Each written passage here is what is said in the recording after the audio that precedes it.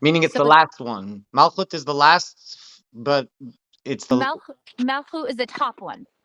it's the top of the next level, but the top is the crown. In order from the top, let's go down. I'm gonna say it in English and Hebrew. So start. You have crown and ket is called keter. Then you Okay. have father and mother, which is wisdom and understanding. In Hebrew is chachma and bina, Okay. and that's the three intellectual sefirot. Then we have the seven emotional sefirot, and they're in bottom. They're in the body. It's the right arm is chesed, the left arm is gevura. So the right arm is loving kindness, the left arm is restraint or strength.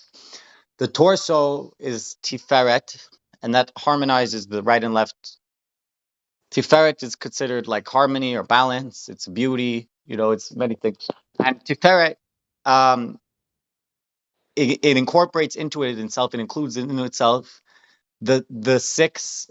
We said there's seven lower emotional spheres. So the six besides the seventh feminine, the six masculine together, they are oftentimes just called tiferet. Tiferet has six sides, meaning those six, including itself. So those six sides, right? We talked about how there's up and down, right, left, front and back. And we said which one's which. I don't remember it now. I think I have it written down though, right in front of me. I don't know. And Anyway, you will where the ninth one is. So it would be like under the crown, the right? ninth one, the foundation, is considered the reproductive organ, and Okay. the 10th one would be the feminine, Okay. like on the body.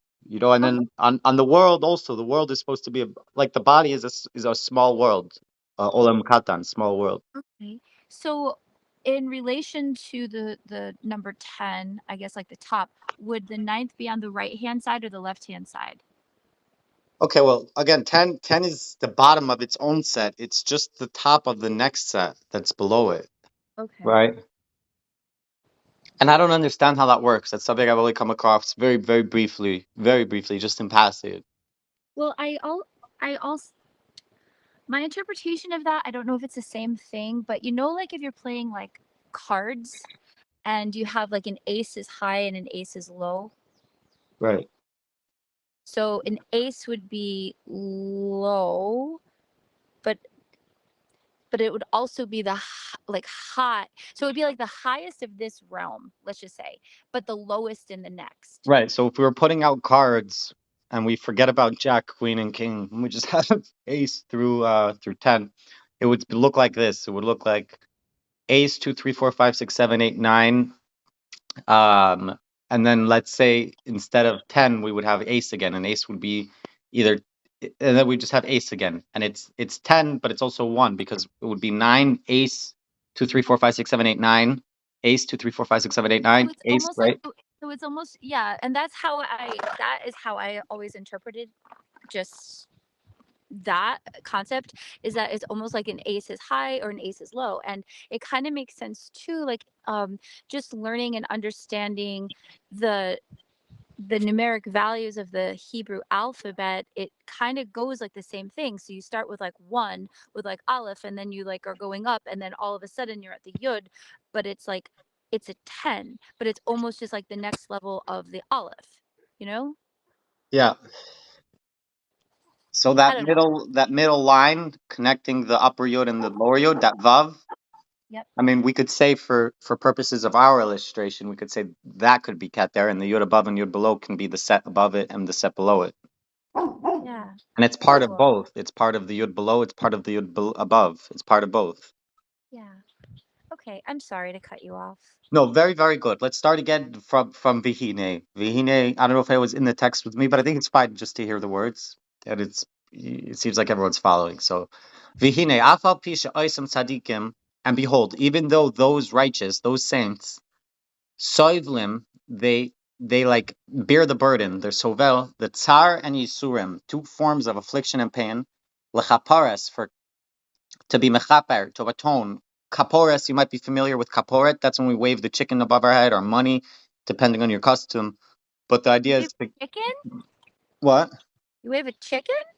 For it's very you can see on YouTube the animal rights activists hate it, but Orthodox Jews before the high holidays at some point, my family used a dollar, like a $20 or $100, like some kind of denomination of money, but other people had the Okay. custom to use a live chicken and then Yeah. slaughter it and then eat it, or donate it to poor people. But the point is to put an atonement or onto the money or onto the chicken.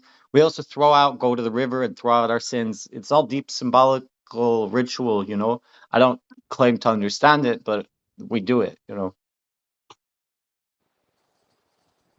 So it's the same word. When we wave the chicken or wave the money, it's called kaparis, atonement. I was just saying it's the same atonement. We're trying to achieve an atonement, like the high holidays Yom Kippur service. When they did the Azazel, when they threw the goat, and they did all those whole rituals in the temple. They did all kinds of sacrifices in the temple. Atonement, not just atonement sacrifices, but specifically atonement is what we're talking about here. And we're mentioning that those righteous, even though they bear suffering and afflictions in order to atone for Israel, in any case, mikol makam, in any case, hem sharu ve'asre, which sharu ve'asre, I think we were translating as like bandaging and like unbandaging and then rebandaging, like changing the bandages. Hachoilim, of the sick people, bechad zimna, in one time. So now we're going to explain what that means. That was a quote from the Talmud. Now we're going to explain what that means. Kolaimar, as if to say, Yesh lehem eis kavua, they have a designated time, vizman, and a time. So eis kavua is a designated time. Zman is also like time. Zman is time like on the clock. Eis is like time in the seasons, I think. So it's like a time and a time. They have a designated time and a time. Vizman yadua, and a known time. Shabai saivlim hayisurin. That in this designated time, in this time they suffered their afflictions. Kol echad karo, each one appropriate to him. Lefi bechinasai, according to his bechina, his aspect, his level, his aspect really. Ve'achar kach, and after that, mispashtim, they spread forth. Me'oseh haguf shesaiblim boy hayisurin. They spread forth from that body that in it they suffer in it the afflictions. And they come to the place of delight and pleasure of theirs in the Garden of Eden. Okay, everyone caught that? It's like you have designated time for your mental health crisis. You suffer what you need to suffer, and then you go back to Gan Eden. This is what the process of a saint in his day-to-day life. It sounds like his designated time where he goes through mental health crisis. That's how I'm interpreting it. He says designated time where he suffers through, and then he returns to his place of delight in the Garden of Eden. However, the Messiah, HaMashiach, the Messiah, however, the Messiah Bilvad, the Messiah himself, Enai Moitze Oisa Chelek Menucha, he doesn't take out that portion in rest. Okay, he doesn't take out from that place. Enai Moitze Oisa Chelek Menucha. Oh, sorry, he doesn't find that portion rest. V'hu sari chad chayle umaka shemisrape mimena. So he like bandages one ailment and affliction and one wound that he healed from it. So he like rebandages a wound that he healed from. V'tekef asir chad shebalai maka acheres v'kosher, and immediately he removes one that's coming to him, one wound, or he like bandages one that's coming to him, one wound, another one, and he ties it. Meaning, as soon as he unties and bandages one wound, he has another wound that he's dealing with. He's not getting these breaks. Like most righteous saints, they get a break between bandaging their wounds. They have their designated times where they know they get their afflictions. It sounds like bipolar disorder, like or mania or something like that. Where it comes in swings, or I don't know if schizophrenia comes in swings, but a lot of mental health, you ask people, it comes in swings. Sounds like we're describing something like that. V'chol dvarim, Yeah, I just want to say, like, I've been through mania and swings, and people ask me, like, how do you do things like that? And it's like something else takes over and calls the shots. That could be justifying my behavior, but yeah, that's how it feels for me. Well, bro, is it just us? Did everyone leave the group? Yeah, Why? I don't know. Oh, I can't believe we lost them. Yeah, you want to end it here? 29 minutes? No, no, no, no. I want to bring back. Let's ring a few people. Uh, I'm gonna bring Kim back. Oh, I can't ring her again. Okay, we'll post the recording. Okay. Wait, join the chat, please.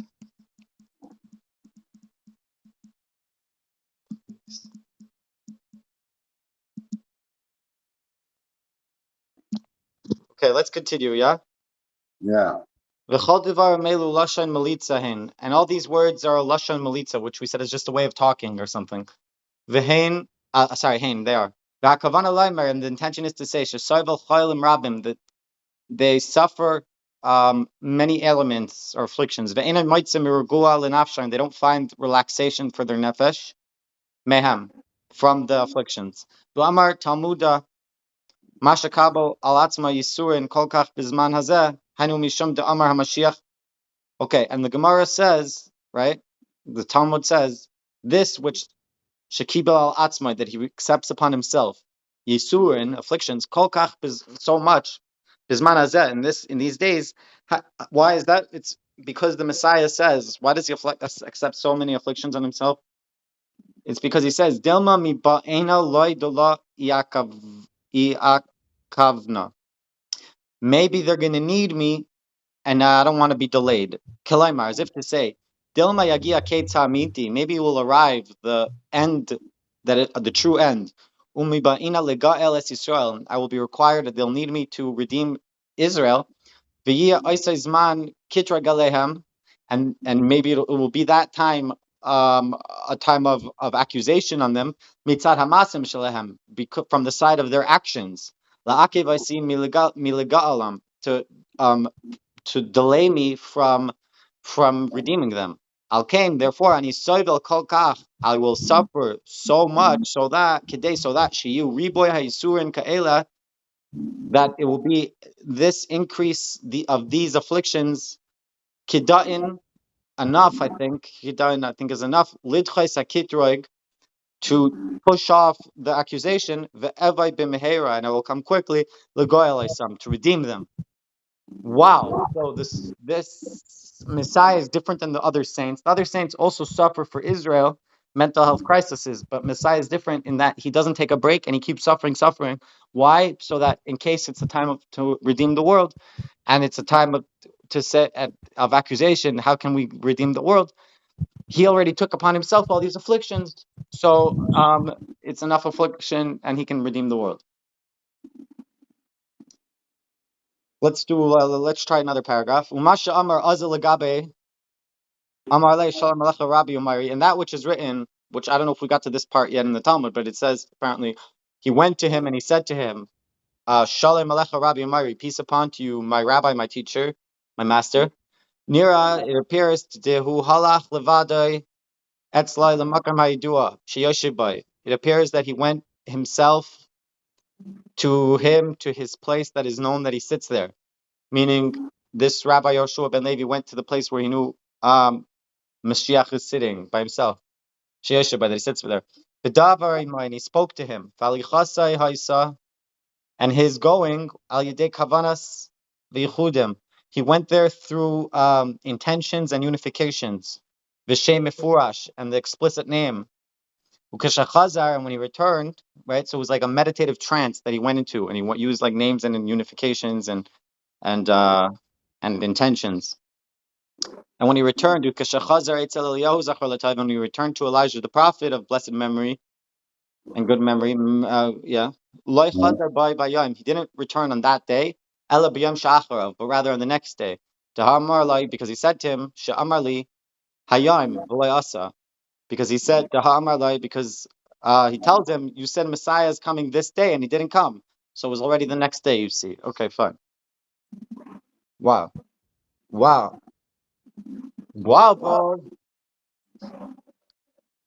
All right, one more paragraph, Jake, or what? One more. Let's do one more paragraph. All right. Oh, Masha Amar, and that which it says, again, we didn't see this section of the Talmud, but that which it says, Shakure Koshiker bi, sounds like Shikur. I don't know. Let's see if we'll be able to translate with the commentary. Ritzaina Laimar, as if to say, Misachik bi, you're playing with me, like as if you lied to me. Divade Amar Lai Devarim Shehem Emes, because certainly he said to him things that are true. Achani Lo Avanti Osam, but however, I didn't understand them. V'chosh B'shu Mitzachek bi, and he thought that he's playing with me. V'amar Lai, and he said to him, Lo Sachak B'cha, I did not play with you, Ela Kushta Ka'amar L'cha, but rather I said to you a Kushta, which I don't know what a Kushta is, but Hayoim in B'karle Sishma'u. Today, if in my voice they listen, if they listen to my voice, yeah, it would be today. Okay, so now that concludes the lesson. Thanks for listening to the mental health broadcast. Yeah, and may I just add something here? Yeah. First of all, a little prayer for anyone struggling with mental health and whatnot. May God grant me the serenity to accept the things I cannot change, the courage to change the things I can, and the wisdom to know the difference. Amen. Thank you, Jake. Yeah. All right, good class. I'll upload it to YouTube and everywhere. If anyone wants to Okay. sponsor future classes, reach out. Thank you to our past sponsors. Briefly, we'll mention Kim and Leora, Gila, Irma, Joel, Leora. Did I mention I did, right? So Miriam, her daughter. Who else, Jake? Who else? Some Canadian peoples, right? Yeah, Jonathan, Sam, Aryeh, Nice. I hope I'm not Shemaya. forgetting anyone. Yeah, me too. Aaron, Moses. Cool. Yeah. Vasquez for me. What up, Terry? We're just wrapping up the class. We spoke about how the Messiah is unlike other saints. Other saints suffer for Israel, but it comes at its time, it's suffering, and they know it at the designated time, and they untake their bandages and they they wrap their bandages at the right time. But Messiah doesn't have his designated times where he suffers. He's always suffering because he's worried that, listen, what if the redemption's going to come, but there's going to be accusations on Israel and I won't be able to redeem them. So instead, he suffers a lot, Messiah. He suffers as much as possible and he never ceases his suffering so that if the time of redemption comes, Messiah can come and redeem us. Even if we're being accused, his suffering would have been enough. And we said that there's a place in the body that, like there's, because we said Messiah, where's Messiah? He's at the gates of Rome, and we said the gates of Rome is really the gates of the Garden of Eden, which is above Rome, stands above this earth, and it's like above, like Romaim in Hebrew, above or elevated. So it's called Rome. And what does it mean that the Messiah is sitting by the gates of Rome up in the Garden of Eden? It means that he has a part of his soul that's animating his body and living in his body in order to suffer for the sake of Israel. So that piece is it's spreading forth to his body. But then there are times where it goes back to its source and it just delights in the Garden of Eden, where he goes up, right? He goes up back to his source in the Garden of Eden and he's delighting. We said the soul of Messiah is constantly in his body, constantly struggling with these like mental health crises, it sounds like, or something that comes at its time. To him, it's not just at specific times, it's at all the time, because he's always suffering in case it's going to be the time of redemption and we're being accused that we're not worthy of redemption. His suffering will have been enough. So he's always suffering. He's never dwelling upon high. And then we mentioned that Yoshua, this Talmud, in the section of the Talmud talks about this rabbi, right? Yoshua, the son of Levi, Joshua, the son of Levi, went and asked Elijah. He saw Elijah by the opening of the gate. Kim, hi. You kind of missed Hi. some. I'm trying to summarize. I know. No, that's okay. You know what? I really, really, really wanted to hear everything too. I'm just outside and my phone overheated and it just did that like shutdown thing. No worries. It's all recorded and I'm gonna post it everywhere. But why don't you tell me what you remember? You summarize, and then I'll fill in the blanks. We were talking about like the ace high and ace low and just like where that is in relation to what you were talking about, and then um we kind of ended right there. And then you were just talking more about like the bandages and things like that, and the righteous being like suffering, like the righteous saints actually suffering and doing atonement for Israel. Right. So the righteous suffer for Israel, and that's compared to their bandages. and they have wounds. Their wounds are their suffering ailments for Israel. And the paupers with all their wounds, those are the righteous, it sounds like. And they're sitting at the gates of Rome. We said Rome is really the Garden of Eden is called Rome because it's Right. elevated. It's Romaim. It's elevated above earth. And we said how there's a spark from Gan Eden, from the Garden of Eden, that comes down to this body and allows the body to suffer with the spark of the soul of the righteous saint in order to atone for Israel. So the soul is in the Garden of Eden, but a spark of it is inside of this body, just a spark. And that's enough to receive the atonement by suffering in the body. But a righteous normal saint goes back up to the Garden of Eden and he spends his time there, other than specific times where he's in his body suffering. The rest of the time he's in the Garden of Eden delighting. So then we said Messiah is different. Messiah doesn't go back in delight. He's constantly involved in this bandaging process. It's not just at his designated times. He's constantly involved because what if it's going to be the time of redemption, but there's going to be accusations against Israel that they're not meriting or worthy of the redemption? He's preemptively taking upon himself suffering constantly without any break. He's never going back to dwell in Eden. It sounds like the only part of him that's in Eden is that little spark. But like the rest of it, meaning it sounds like I hope I'm not misreading. You can try to read again, but it sounds like there's just a little spark of him in Eden, and that's the part of him that's in Eden. The rest of him is where he's like suffering through somewhere. He's roaming the earth, suffering. Yeah, he's in Rome. He's roaming. Ah, good one, Jake. 10 points. Make a 9.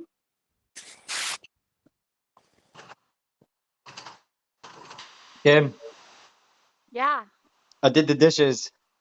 Get out. Yeah. Get out. That's great. I'm very proud of you. Someone taught me to do dishes that even if you didn't necessarily use them yourself, but only because you love yourself or you love the people that live there, or you love the people that did the dishes, whatever the case is, but to wash the dishes anyway and do it with a smile and love, and I did. Who taught you that? It's Kim. Oh. I'm very, very proud of you. Did you use the little natural like sponge thingy and the natural soap? Yes, I did. Both of Yeah. which you gave me, yes. They're Good very good. job. Very proud of you. Thank you. Okay, Cool. Joel, what do you want to do for dinner? I don't know. All right, good summary, right? Yeah. Very, very good summary. And actually, I have to go right now, but I am gonna like listen. I wanted to just call back in because my phone did overheat. But I will listen. It's so interesting. I really, really appreciate you posting and doing, these readings. Very, very interesting. And yeah, so I have to Well, head out. I'm sure. going to dinner. But I know that for you it's relevant obviously for the messianic element. For me, also that I like that direction, but also it's very relevant for me for the mental health direction. I'm yeah, yeah, I totally relate to it as having specific times. Like people call it episodes, people call it an anxiety attack or psychosis. There's like many different things that happen, like where people experience lapses or times in their emotional state, you know. So that could be like certain people who may, I mean, it doesn't mean they're righteous in all their actions. A righteous individual, I don't know if it necessarily means they're righteous in all their actions. It can just be a soul that's has, for whatever reason, it's associated with this particular sephira called Yisod. It could be all the souls that are associated with Yisod are called tzaddik, maybe. Because so maybe usually you when yeah. so maybe you're just doing atonement.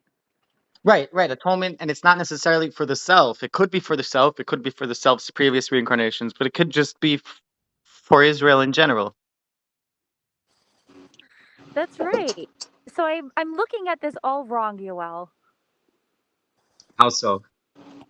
How so? Well, like when you said, like if you ever have a little episode, I'm just gonna have to say, like, wow, you're just doing atonement for all of Israel. I mean, that's where I like the direction of this going. It sounds very much like getting a relatable framework for experiences that I experience or see. I mean, it's kind of like a Yeah. new thing. I can't say I've got like sources for mental health throughout the Torah. I don't know anyone's done that yet. Yeah. Well, I think it's great. I think it's brilliant. And keep up all the good work. Cool. Thank you for the validation. Yeah, you're welcome. Okay. All right, guys. Cool later. Thanks for the call. Okay. Bye. Bye. Bye for now.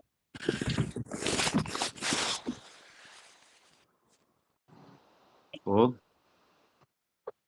Terry, what's up? I'm just out here smoking a cigar.